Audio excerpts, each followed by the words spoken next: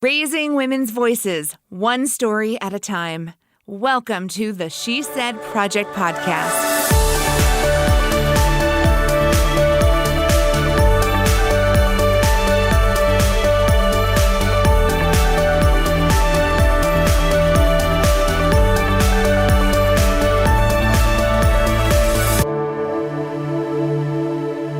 It's another great week here at the She Said Project podcast. I'm Jenette Jerzik, National Director of the She Said Project. With me in the studio, Kerry Rosso, founder. And we get this amazing opportunity to talk to women who we've already shared an incredible experience with, to talk about their personal stories that they shared live on stage in one of our That's What She Said performances. Kerry, this past year in 2019, we did something crazy and new. We took That's What She Said on the road, so to speak, and we said, you know what, more women need this opportunity. So we launched the very first show in Bloomington-Normal, Illinois. You know, we are taking Central Illinois by storm. We wanted to see if we could invite the women of a new community to come together in the same experience, and it was amazing. It was an amazing experience to bring together a new group of women. You were at that show. You had a good time? I had a fabulous time. One of the worries has always been, would it translate? Would this magic translate to another community? And I think we knew, as long as they were local women who were telling stories from the heart, that it would translate, is what we thought, but you don't know until you do it. And sitting there that night, it was all the things that I always say, sort of, you know, that you'll belly laugh and you'll ugly cry. No kidding. And in today's speaker, I literally belly laughed and ugly cried all in one piece. All in one piece. Let's bring her on the line. I'm so excited to share this story today. It was one of my all-time favorites. Please welcome to the show, Genevieve Pilon. Are you with us? Yes, I am. Hello. Hello. Welcome to the podcast. Roll around, Genevieve. Roll around, Genevieve.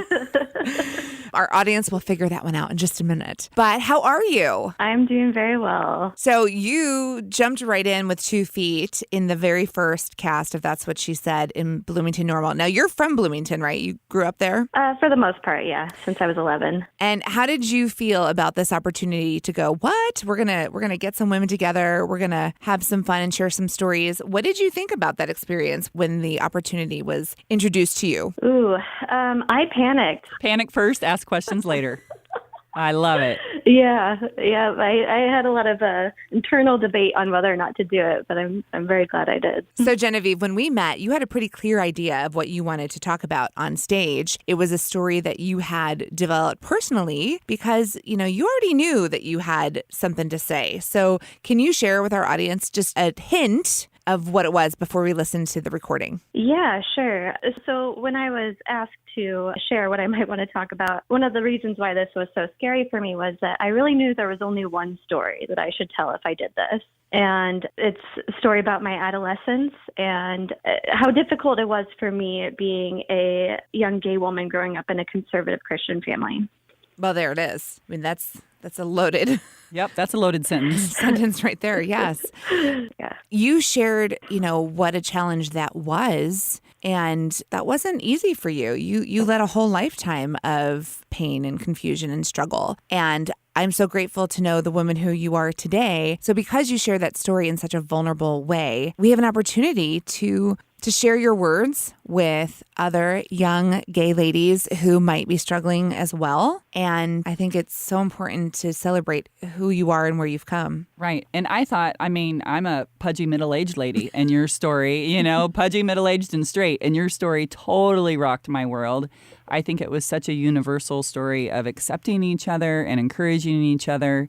And you know, I hate to give all this away before we listen to the clip, but that whole place was on their feet. And I felt like from sentence 3 that you spoke, people were just dying for you to give a pause so they'd have the opportunity to stand up and cheer you on. On the edges of their seats, all of them, the entire house. So, Genevieve, we're going to share this story with our friends here on the She Said Project podcast who have tuned in to be inspired and laugh and cry along with us. This is Genevieve Pilon from the 2019 cast of That's What She Said in Bloomington-Normal, sharing her story, Serenity. The first time I heard the word lesbian, I was 10 years old and sitting in church like any other Sunday.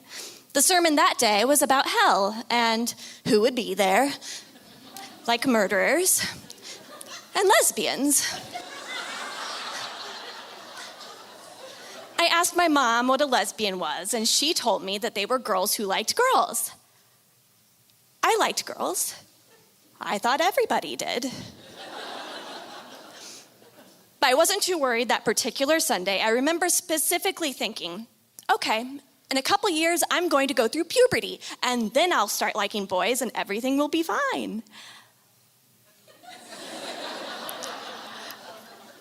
Puberty came along, and with it came my first serious crush and a rapidly growing panic.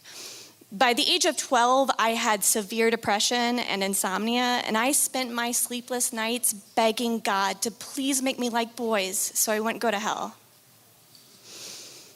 When I started 8th grade, my parents put me and my siblings in a private conservative school. And I was really excited because that's where Amy Kaufman went to school. Amy went to my church, and she was so pretty. She was straight, but I had it all figured out because I was going to become straight too.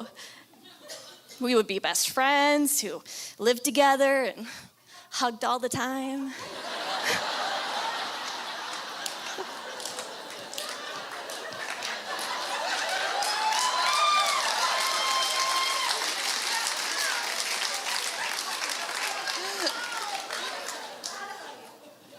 So when I was 14, I finally came out to my cat. She was pretty cool about it. And then I told the neighbor boy, who was a liberal. When I told my parents, they weren't angry at me, but they were as confused as I was. How could this have happened? The summer I turned 15, I was hospitalized for the first time for depression. And after I got out of the hospital, I decided to tell Amy and the youth pastor's wife the reason why I had been so sick. And to help me, they started a Bible study for just the 3 of us. And every week after Bible study, I got to hold Amy's hand when we prayed.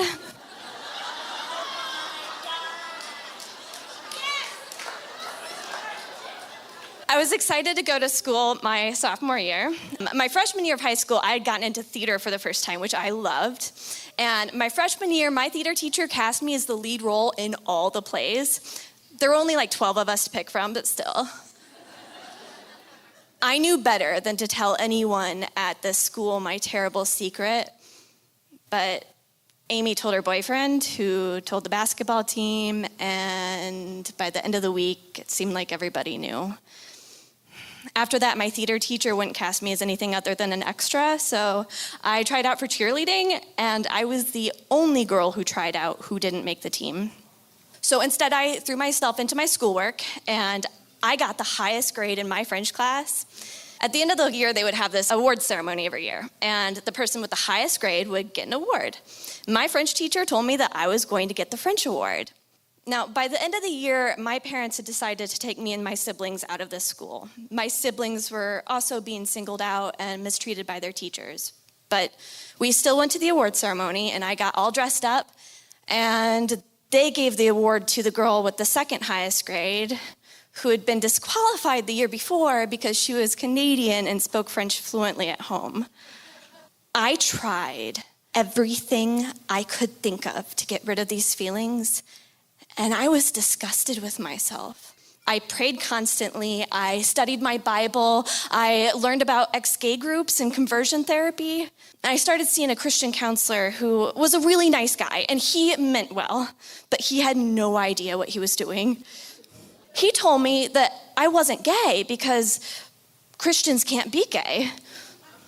Instead, I had OCD, without the compulsive part, but that I was obsessed with women. And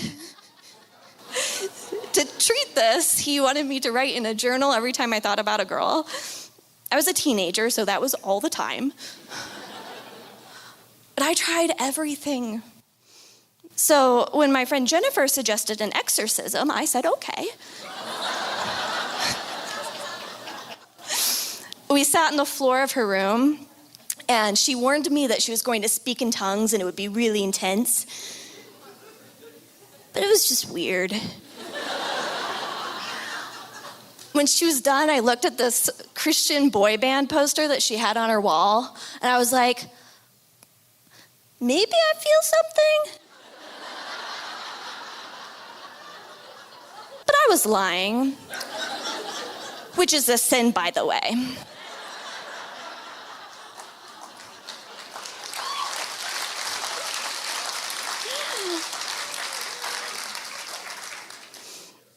By that summer, I had come to the conclusion that it would be better to be dead than gay. I spent my 16th birthday in the hospital. I made friends with some of the girls there, and I showed them how I could fit into tiny places. We had these laundry bins that we kept in the hallway, and they would hide me in them and push me up and down the hall. They called me Roll Around Genevieve. The doctors and the nurses and the counselors there kept telling me that there was nothing wrong with being gay, and I told them that they were wrong. God had made some sort of mistake, and he was going to fix this. I went to a new school my junior year, and I don't remember much about the beginning of the year because I was very sick. I'd lost weight. I couldn't sleep. I thought God had forgotten me. I ended up in the hospital again. And one of the days I was there, I was lying on the floor of my room, crying. And I asked God one more time to fix this. I asked God to give me a sign that I could change and this would all go away. When I was done, I felt calm. And I decided that I was going to go down to the activity room at the end of the hallway. But when I got to the end of the hall, there was my sign. I must have walked by it 50 times and never noticed it before, but it was right there. And it said, God, grant me the serenity to accept the things I cannot change.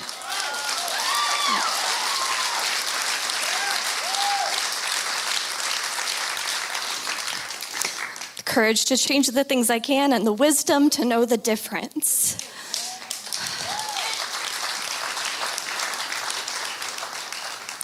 Now, maybe God had tried to speak to me before, and I just wasn't listening because I had my mind made up, but this time, it was so clear. This was something I couldn't change. God hadn't forgotten me or made a mistake. He knew exactly what he was doing when he made me. My faith never stopped being a central part of who I am, but I left the church for a long time. I tried some churches over the years, but there was always the fear that my welcome only went so far. I'd be welcome to walk in the doors, sure. Yeah, and I could sit in the pews and I could volunteer my money and my time, but I couldn't take communion or be in a leadership position or work with children or become a full member. I would never belong in a place like that. But about 4 years ago, I did one of the scariest things a member of the LGBTQ plus community can do, and I walked into a church I had never been to before all by myself on a Sunday morning. And on the Hope Church welcome table were these flyers that said, God loves people who are gay and straight, Republicans and Democrats, Cubs fans and Cardinals fans.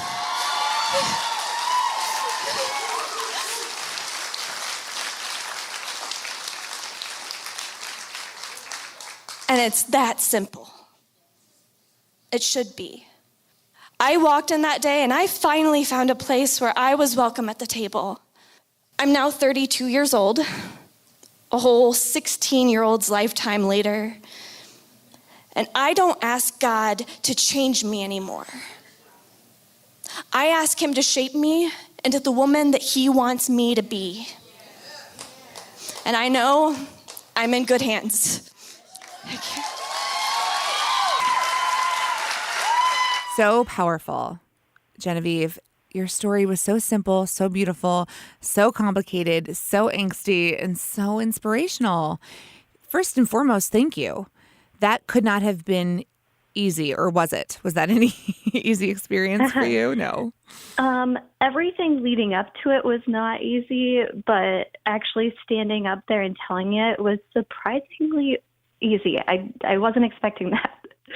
Because when you put that environment together with, a couple hundred women sitting there with love and compassion in their eyes, waiting for you to speak, like, how can you not embrace that moment? Okay, so could you see when everyone stood up, did you have any line of vision that everyone was on their feet when you were looking out from the stage? Not until I turned around and sat in my chair. So I kind of like put down the book and put down the microphone and turned around, like shaky. And it wasn't until I sat down and looked, I saw that everybody was standing. And you thought?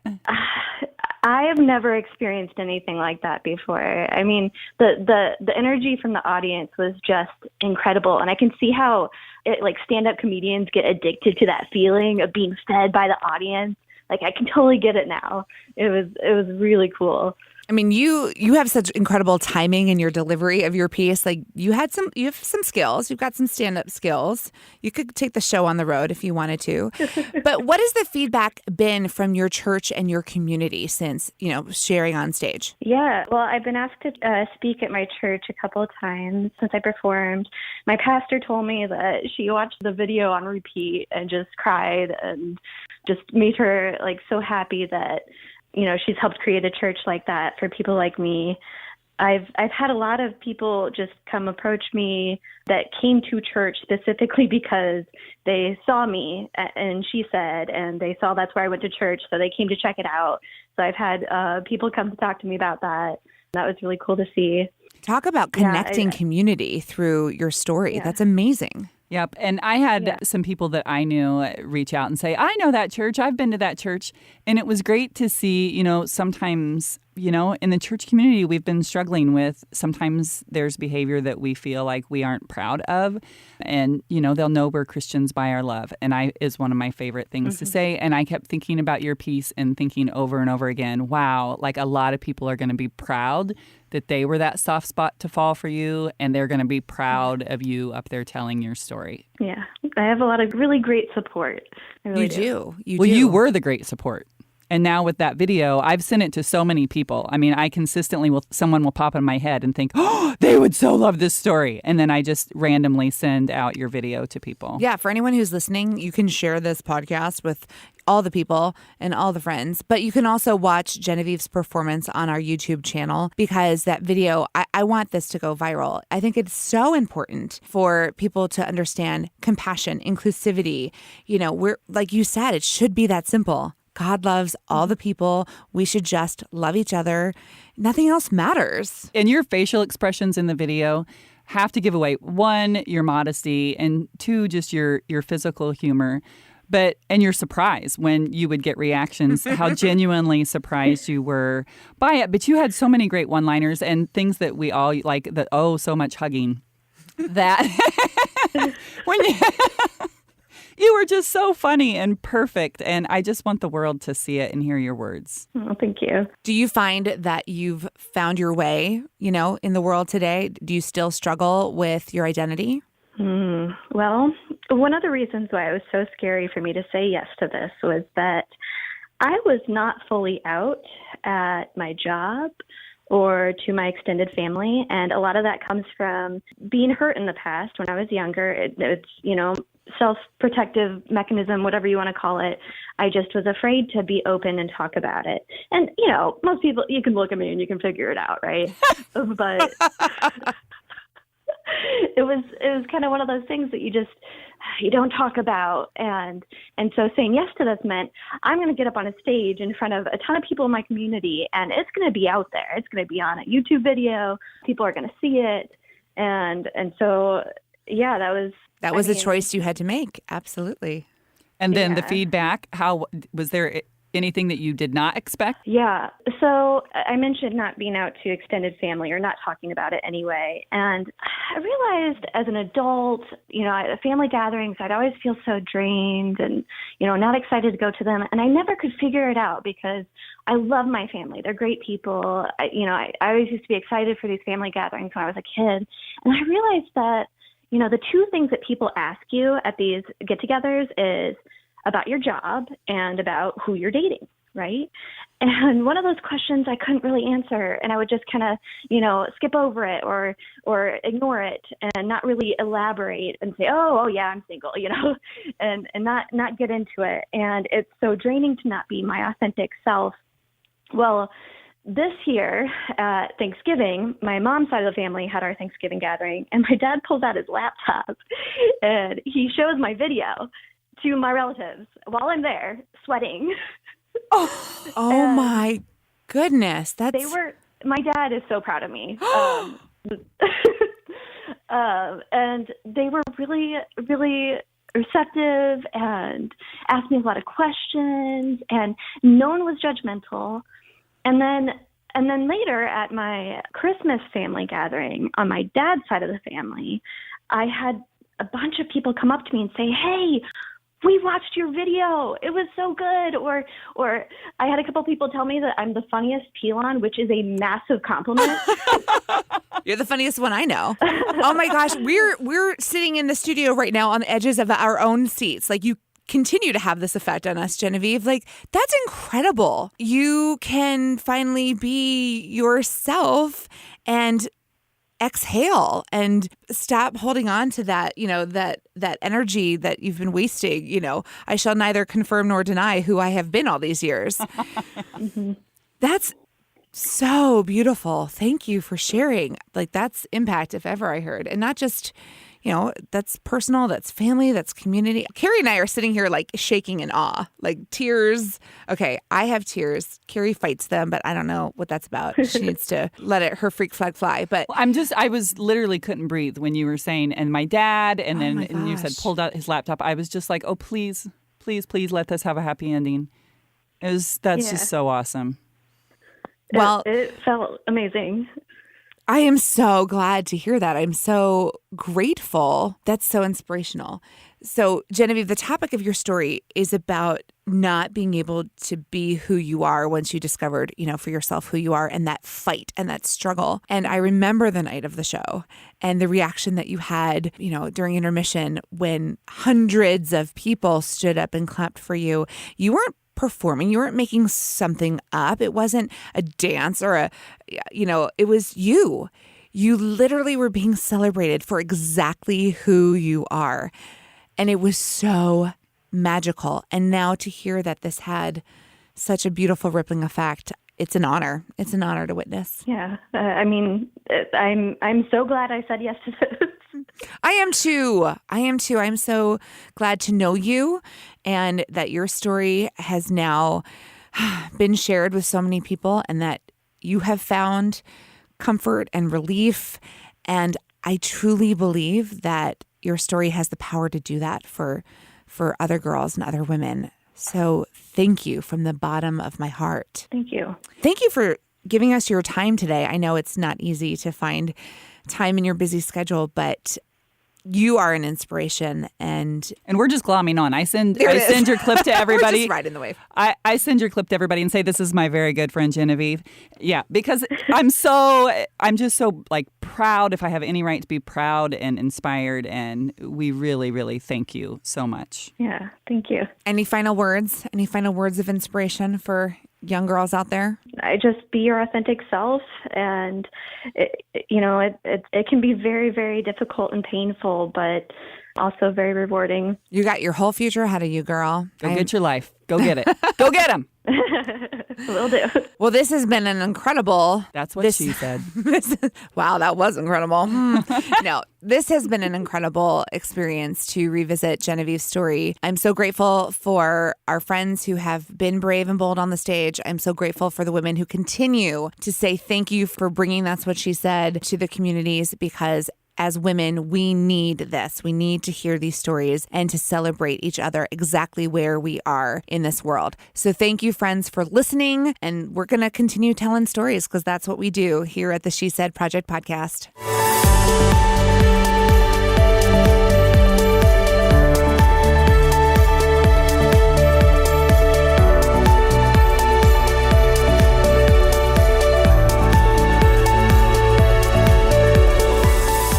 Thank you for listening to the She Said Project podcast in partnership with Illinois Public Media. All materials contained in the podcast are the exclusive property of The She Said Project and That's What She Said LLC. For more information on our live shows, go to shesaidproject.com. This podcast was presented by Sterling Wealth Management, empowering women to live their best lives. Learn more at sterlingwealthmanagement.com.